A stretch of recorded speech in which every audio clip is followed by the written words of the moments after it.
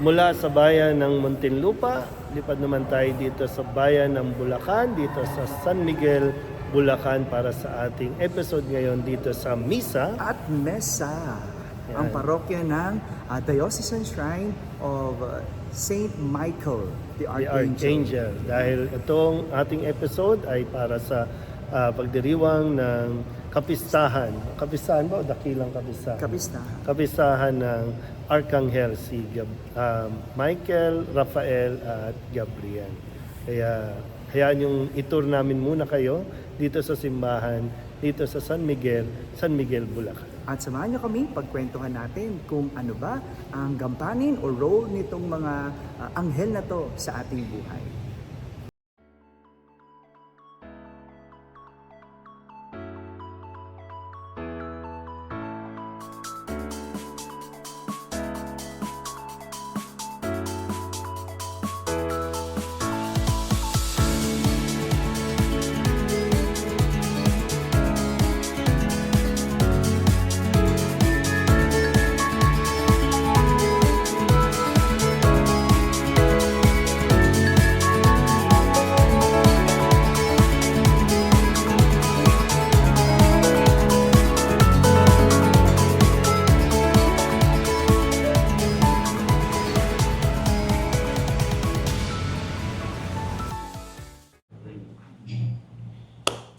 Okay, welcome muli sa ating episode ngayon ng Misa. At Mesa.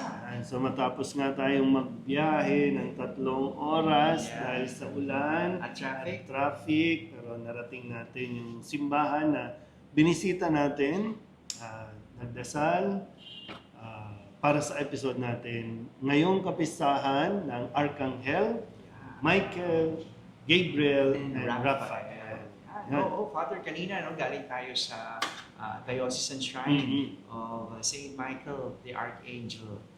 Dito yan sa San Miguel, Bulacan. Yes, so parang siguro ito yung nila, town na church, because kinuha rin isa yung pangalan ng town sa patron ng simbahan. At mukhang luma din, no? I mean, Yes, matagal na. Matagal na yung simbahan. 1800 pa yung simbahan. At hanggang ngayon ay nakatayo pa rin. Pero makikita mo talaga sa setup, no, na yung probinsya setup. Yes. Nandun City Hall, nandun yung plaza, nandun yung simbahan. At sentro talaga ng town. Sentro talaga. Makikita naman natin, handa na sila sa kapistahan. Marami na rin mga paratilyo o nagtitinda sa labas ng mga ng simbahan.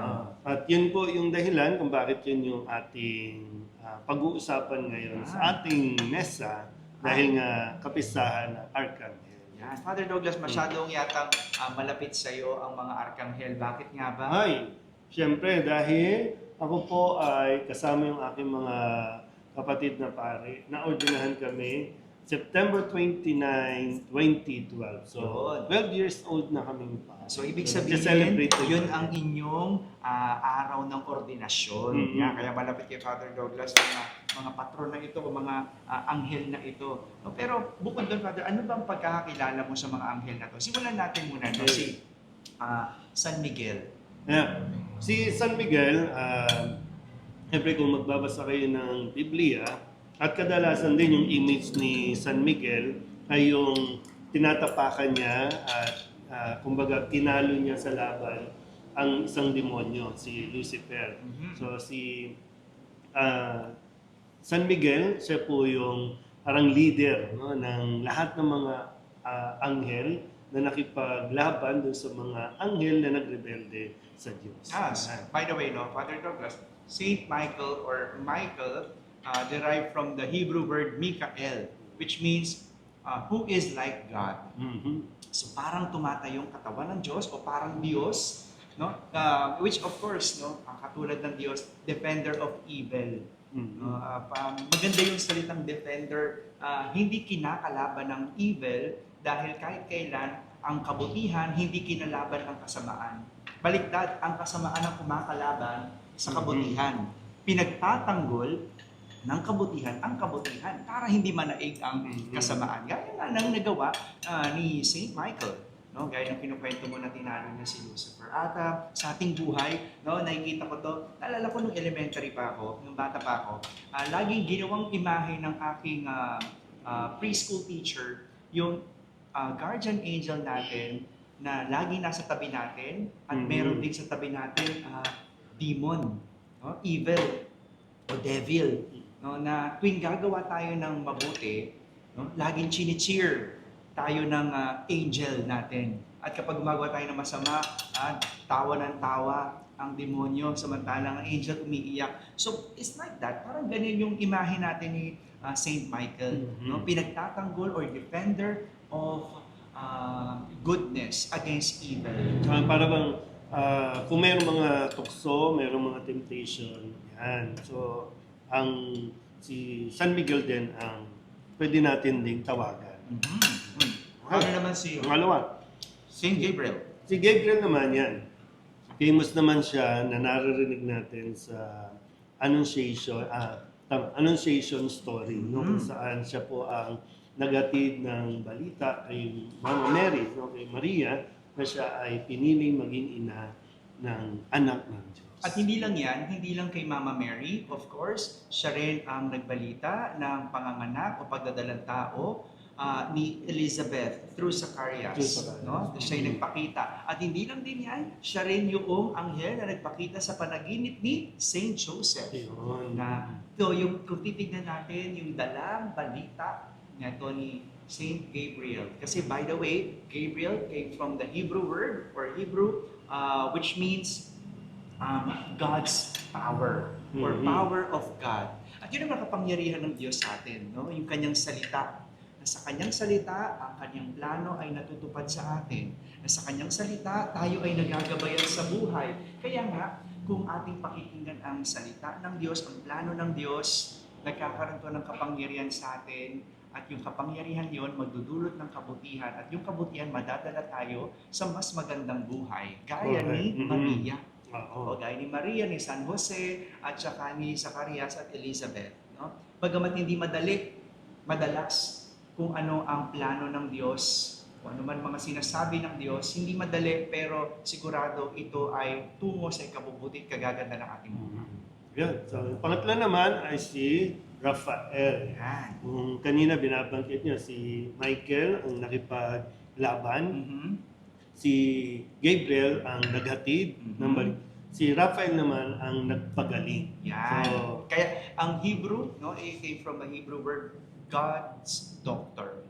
Si Raphael. yan. So, mababasa niyo naman ang kwento ni Raphael sa kwento ni Tobit and Tobias. Tobias. Yes. Kasi nga, di ba yung walang, kumbaga sa gabi ng pagsisiping ng mag-asawa, bago pa sino nga bang, si Tobias. Yan, bago pa yung honeymoon nila, ay namamatay lahat ng mga lalaki na napangasawa niya. Pero nung dumating nga itong si Tobit, yun, sa tulong ng anghel na si Raphael, binigyan sila ng instructions kung ano ang dapat nilang gawin. At si Raphael din, yung tumulong para manumbalik yung mata ng magulang ni Toby. Correct. And at the same time, siya rin yung dahilan kaya merong asawa. Diba? Nakapangasawa. Kaya nga, no? So patron siya una ng mga pharmacists, ng mga doctors, patron din siya ng mga naghahanap ng pag-ibig. Oh? Yeah, nabasa ko. Dahil nga doon sa kanyang nagawa. No? Okay. So, Father Douglas, sa lahat ng ito, ano sa tingin mo yung nagawa ng anghel sa buhay mo? Kasi ako, no, alam mo naman sa seminaryo, pagka tayo ay nagna-night prayer, well, yun ang ginagawa natin. And of course, pati tayo ngayon, pari na tayo, pag nagdadasal tayo night prayer, we always call the intercession of the angels. Diba? Siyempre yung ano talaga niya, ang kumbaga contribution niyan sa buhay ko, lalo na sa buhay papapari. Siyempre yung guidance, no, whenever na medyo naguguluhan ka, you can ask and you can pray sa angels, no? Kila kung sino man, no? Ano ba, depende sa pinagdaraanan mo, sa sitwasyon mo. So, kung ano ba, kung medyo malakas ang temptation, naguguluhan ka, then you pray Saint Saint Michael. Michael Yeah, para matalo ang evil. ma-depend ka dun sa temptation. Kung And kailangan then, mo naman yung plano at ang gusto ng Diyos, Mhm. no? You pray to Saint Gabriel. Gabriel. Kagalingan, no? Ikaw may sakit tayo, no? Although mayroong iba pang mga saints, pero sa mga anghel natin, nandyan si Raphael. Mhm. So, guidance and protection siguro yung talagang masasabi kong contribution ng mga angels sa buhay ko, no? Sa pananampalataya. Yes. And that's because ako rin, no, tinatawag ko yan or sinasama ko yan sa aking mga panalangin, lalo na kapag ako'y nagta-travel. Mm. No, pag ako'y sasakay ng aeroplano, after ko mag-pray of course ng Hail Mary, I always invoke the intercession of our guardian angels. No? So, bago ako matulog, I also pray to the guardian angels. No?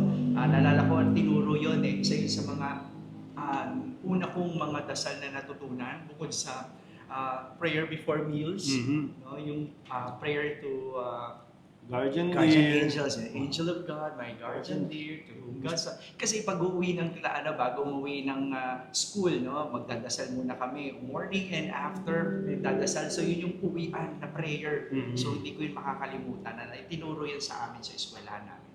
So, bahagi din yan ng ating pananampalataya, yung angels. No? Maraming angels. Ilan lamang sila sa parang na-highlight natin na may malaking contribution. No? So, nasa Bible din yan, nasa ating katisismo na itinuturo sa atin. So, hindi man natin sila nakikita, no? Pero nandyan sila at pinadala rin sila ng Diyos para protektahan tayo at gabayan tayo. At para mas makilala nyo pa ang mga archangels natin, so I invite you to attend the Novena Masses, especially doon sa mga patron ay ang mga anghel, sa mga parokya, ipagdiriwang kapistahan na yan sa September 29. Please attend the Masses and listen to the homily. I'm very, very sure isasama ng mga pare sa kanilang homilya at pagninilay ang kwento ng mga arkanghel. At sa mga magulang na nandiyan dyan, sana po ibalik niyo po ulit, no, yung pagkikwento sa inyong mga anak habang sila po ay mga bata pa na magdasal, kausapin ng kanilang mga guardian angels. Okay, so sana po ay nakatulong ang ating episode ngayon sa ating pong pag-unawa at pagkilala sa mga angels, lalo na itong archangels, Michael, Gabriel, and Raphael. Yan, kaya muli po, samahan niyo kami sa susunod naming pamamasyal at pagkain din syempre. Hindi pa namin alam kung saan, pero abangan nyo lang po, no, ang susunod natin. At paki-subscribe na rin. Oh, yes. And syempre paki-share nyo po ang ating YouTube channel. Yan, Father Danichi Hui. And syempre, Father Douglas Badong. Yan. Muli, ito po ang Misa At Mesa.